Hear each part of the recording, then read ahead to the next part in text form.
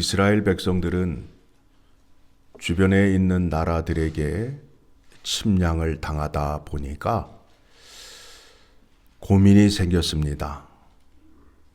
우리들은 왜 이방 나라에게 침략을 당하여야 하는가에 대한 고민이 생겼습니다. 그런데 그들이 얻은 답은 무엇이냐 하면 우리들이 세운 왕이 없기 때문에 그러하다는 결론에 이르게 된 것입니다. 그래서 장로들이 사무엘에게 나아가 우리들도 우리의 왕을 세우게 하여 주시옵소서라고 건의를 하게 됩니다. 그 말을 들은 사무엘은 듣기를 싫어하며 또 하나님께서 그 말씀을 들으시고 하시는 말씀이 무엇이냐 하면 그들이 나를 싫어하기 때문에 왕을 세우려 한다라는 겁니다.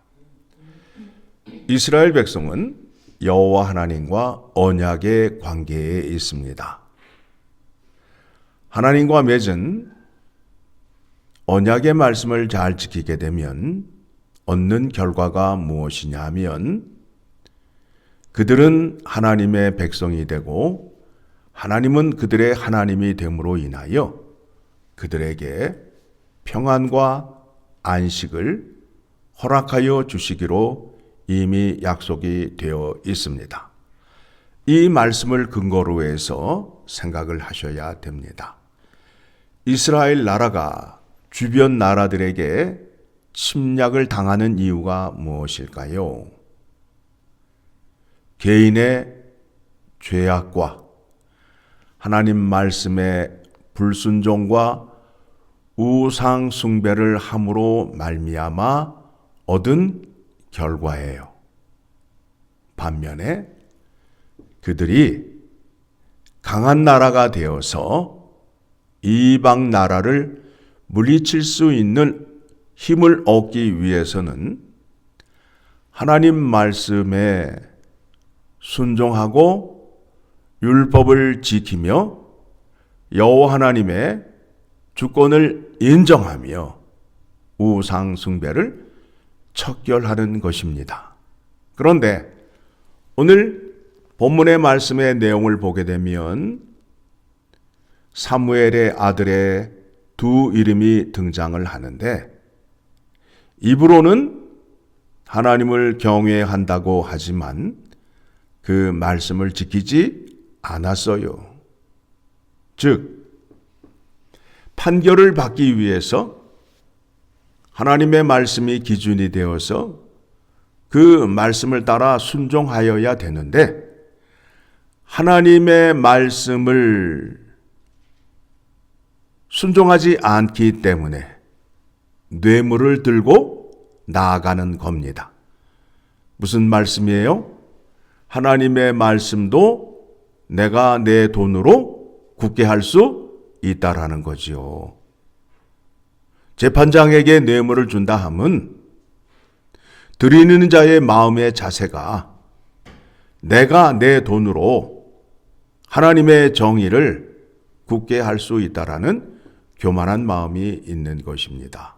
또한 재판하는 사람도 살아계신 하나님을 인정하지 아니하고 하나님보다 자기의 뜻대로 자기의 생각으로 판결할 수 있다라는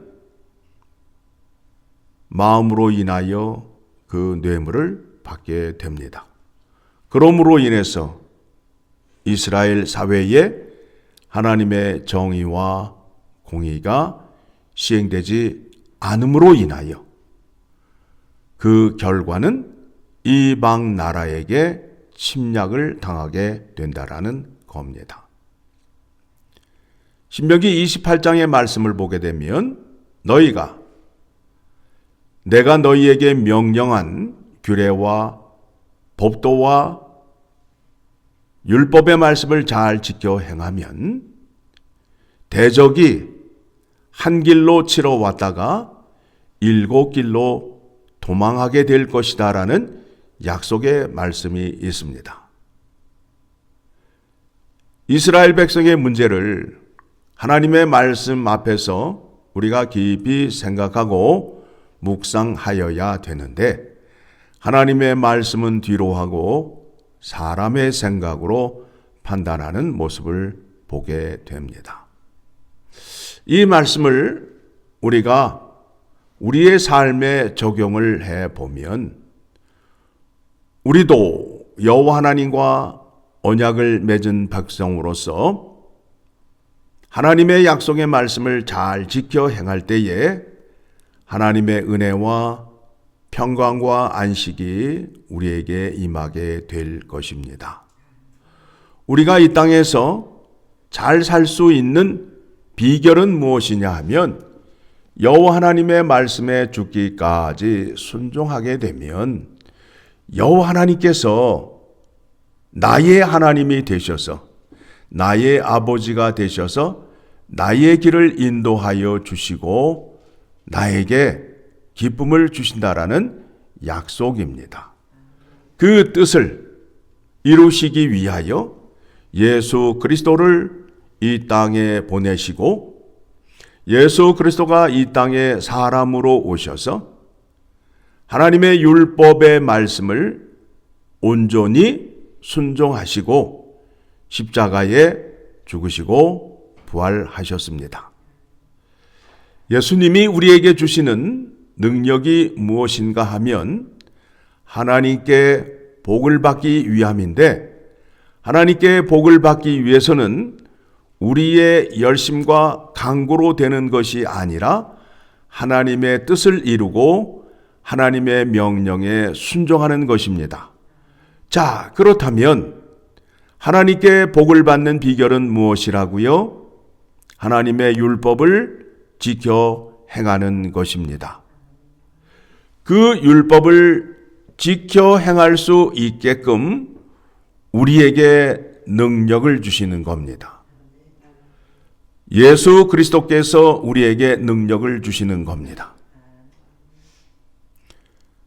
예수님께서 이미 이 땅에 사람으로 오셔서 사람으로 율법의 말씀을 온전히 지키셨던 그 능력을 우리에게 성령을 통하여 주심으로 인하여 예수 그리스도를 의지할 때에 하나님의 율법의 말씀을 지켜 행할 수 있게 됩니다. 그러므로 인하여 우리는 하나님 아버지 앞에 당당히 나아갈 수 있는 자가 되었습니다. 자, 말씀 찾아봅니다. 요한일서 3장을 가게 되면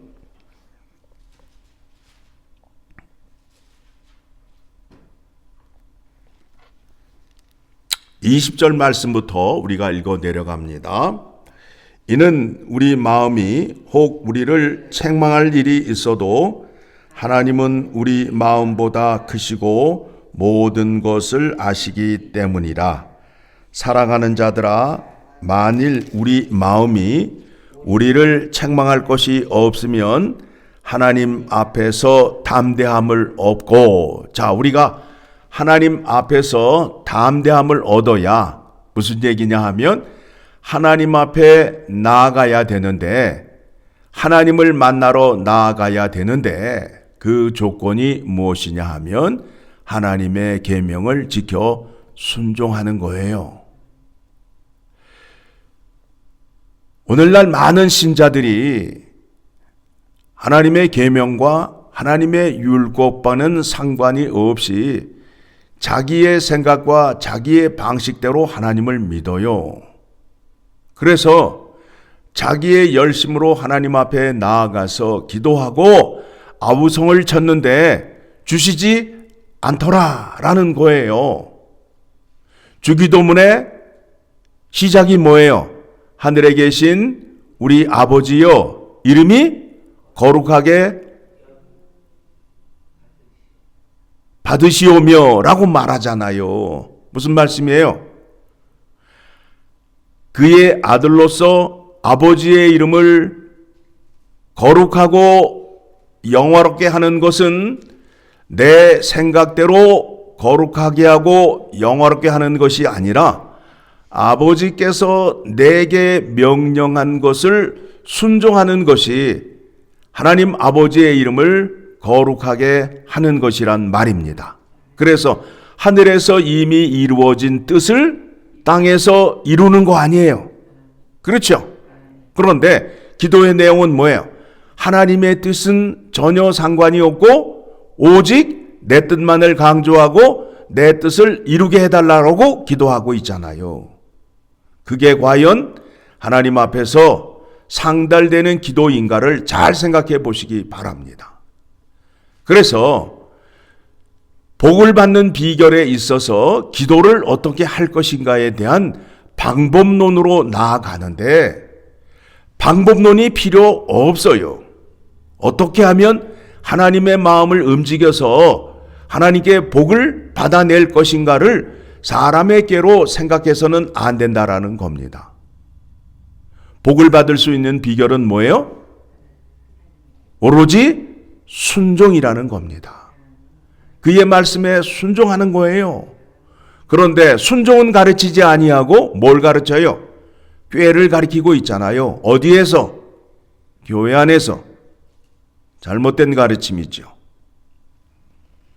22절 시작. 무엇이든지 구하는 바를 그에게서 받나니 이는 우리가 그의 계명을 지키고 그 앞에서 기뻐하시는 것을 행함이라. 어떻게 해야 된다고요?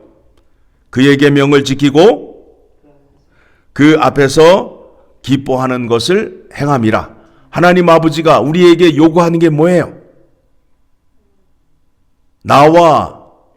너와 맺은 언약을 굳게 지켜라는 거 아니에요. 23절 그의 계명은 이것이니 곧 그 아들 예수 그리스도의 이름을 믿고 그가 우리에게 주신 계명대로 서로 사랑할 것이니라.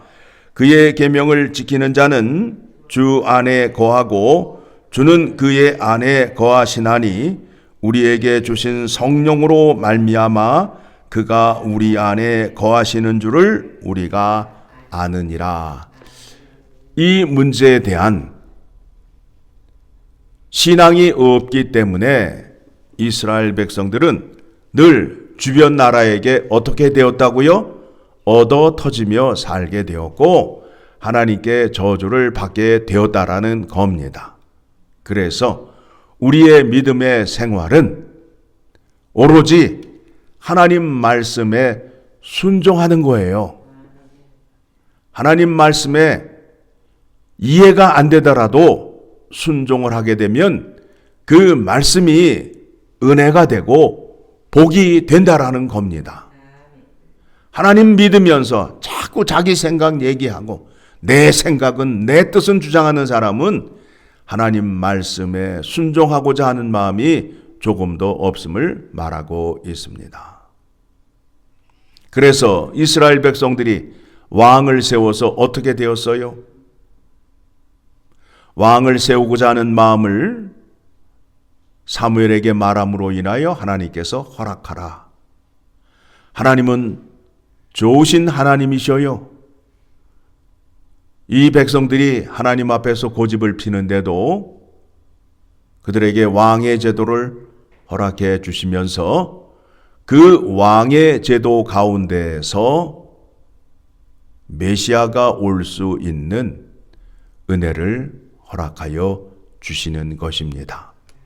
하나님의 사랑이 얼마나 크고 택한 백성들을 얼마나 사랑하시는지를 깊이 묵상하시고 그 하나님을 기쁘게 하는 것은 그의 계명을 지키는 것이다 라는 것을 기억하시기 바랍니다.